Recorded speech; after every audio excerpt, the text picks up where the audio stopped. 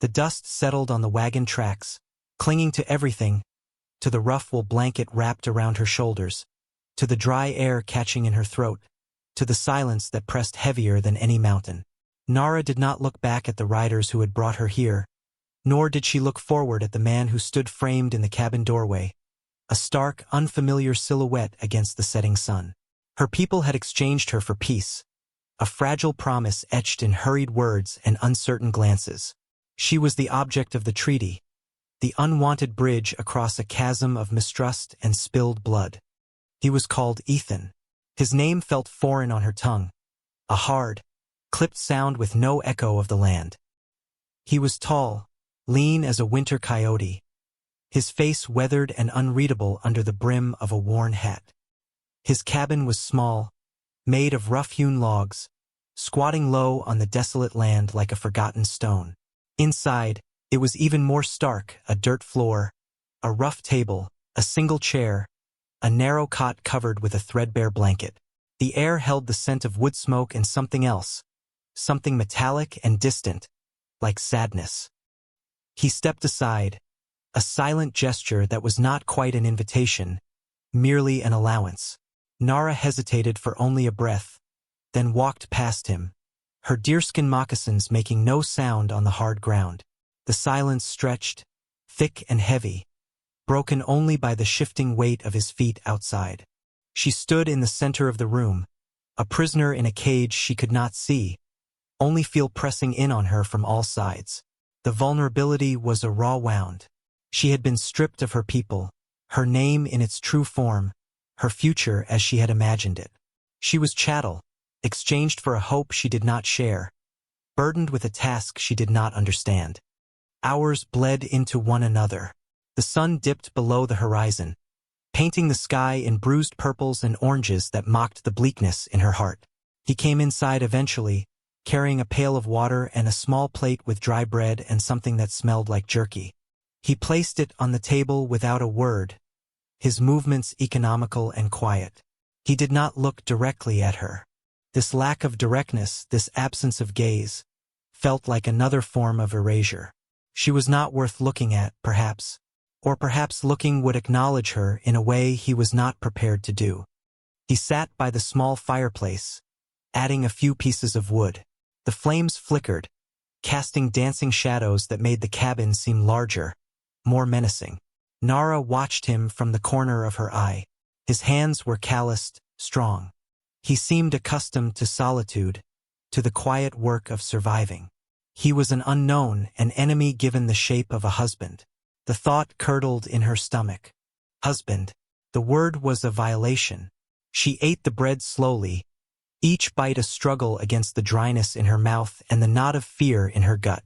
The jerky tasted alien, salted and cured in a way her people did not use.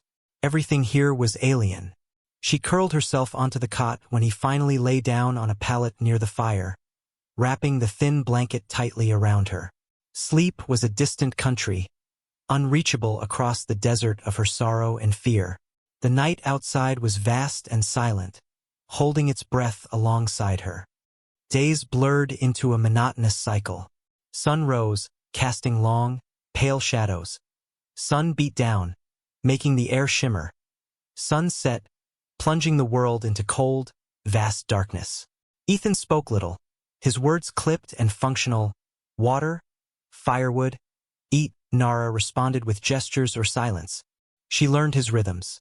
He left before dawn to check snares or ride the perimeter, returned mid-morning, worked on gear or the cabin, left again in the afternoon, came back as dusk fell. His movements were deliberate, efficient. He was not cruel. He did not strike her or confine her beyond the isolation of this place. But neither was he kind. He was simply present, a silent, watchful sentinel. From her perspective, he remained an enigma. What thoughts lay behind those guarded eyes?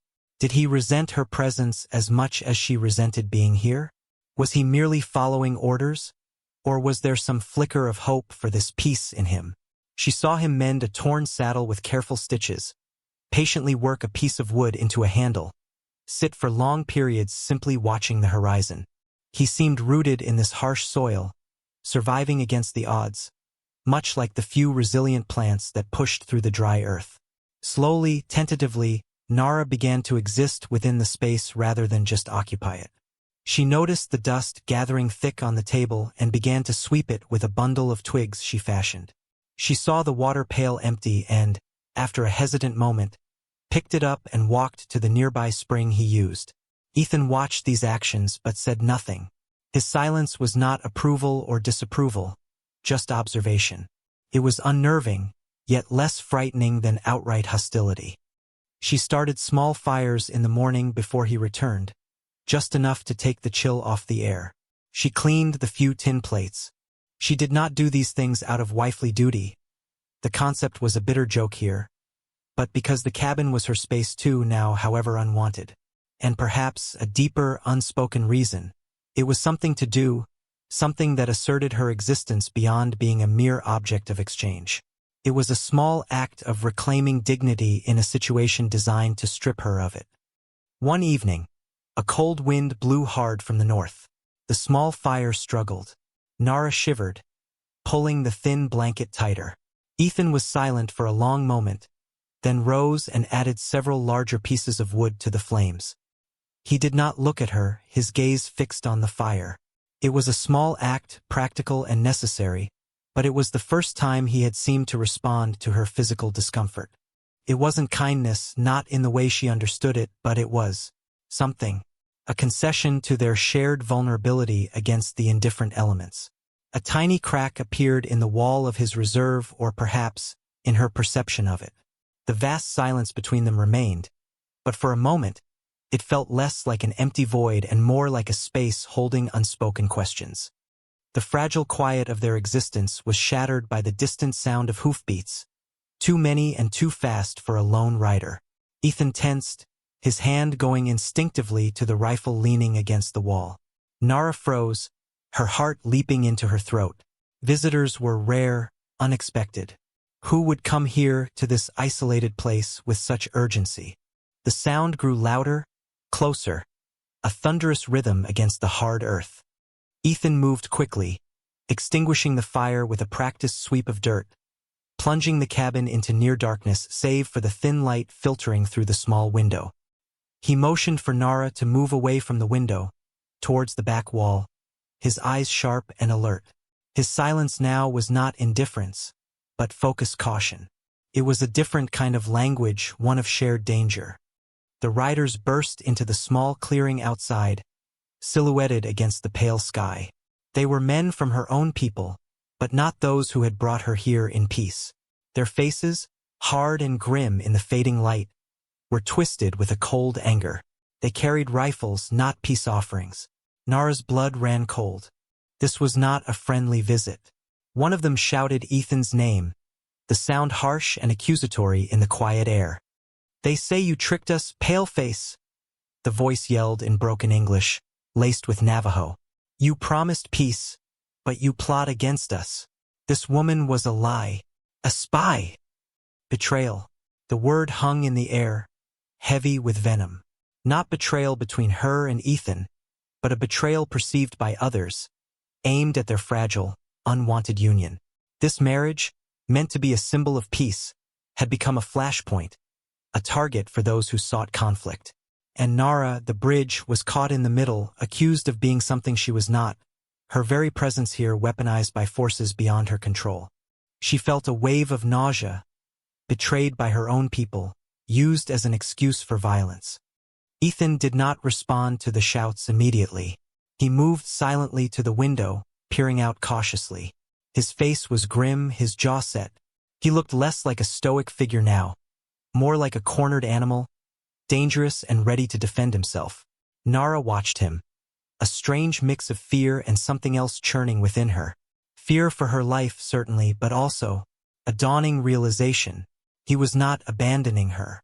He was preparing to face this threat, a threat brought to his door because of her. The shouting outside escalated into demands. Demands that Ethan come out, that he answer for his supposed treachery, that he hand over the woman. The air crackled with tension.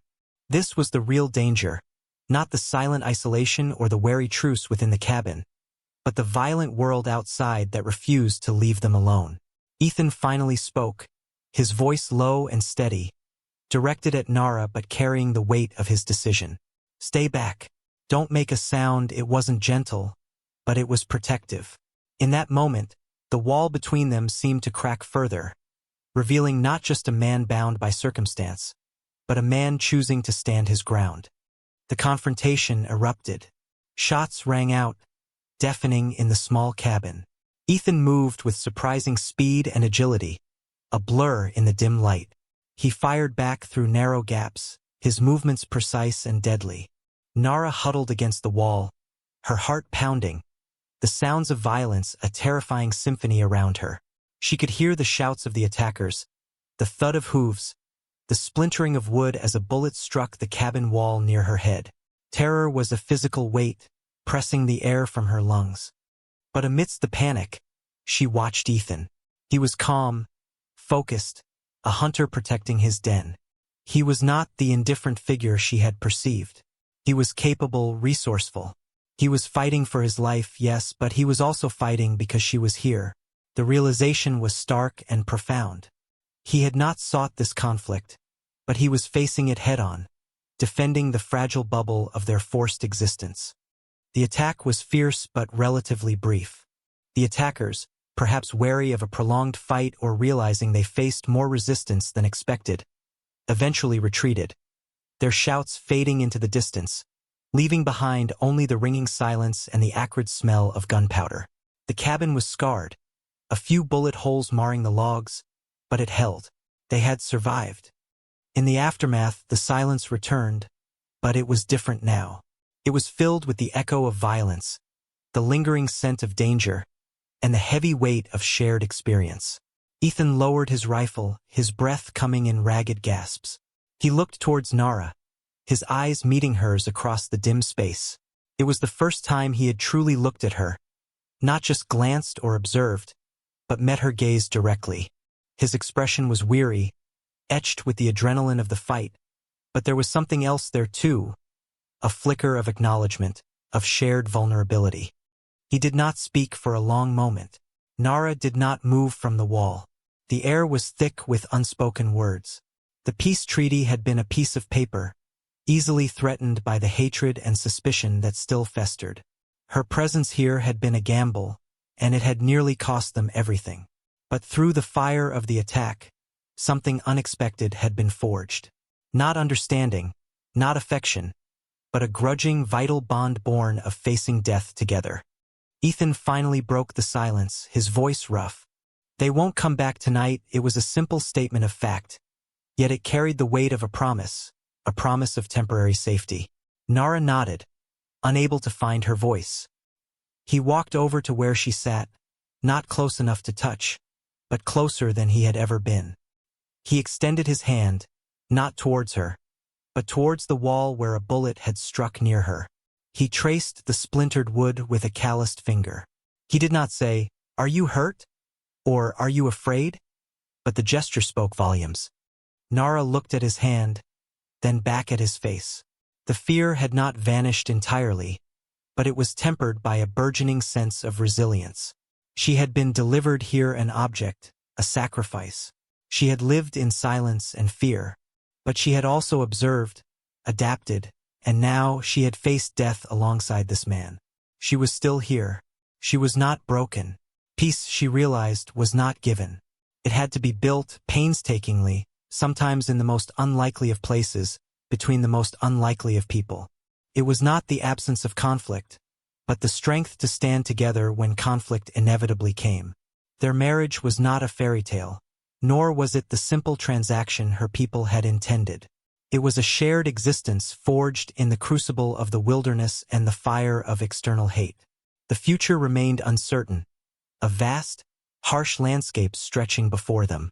But as Ethan stood there, quietly inspecting the scar on the wall left by the attack meant for them both, Nara felt a subtle shift within her. She was no longer just a woman delivered for peace. She was a woman who had survived the breaking of it, standing on scarred ground, not alone, but alongside the man who had become her reluctant partner in survival. Their journey was far from over, but for the first time, it felt less like a prison sentence and more like a path they might, somehow walk together.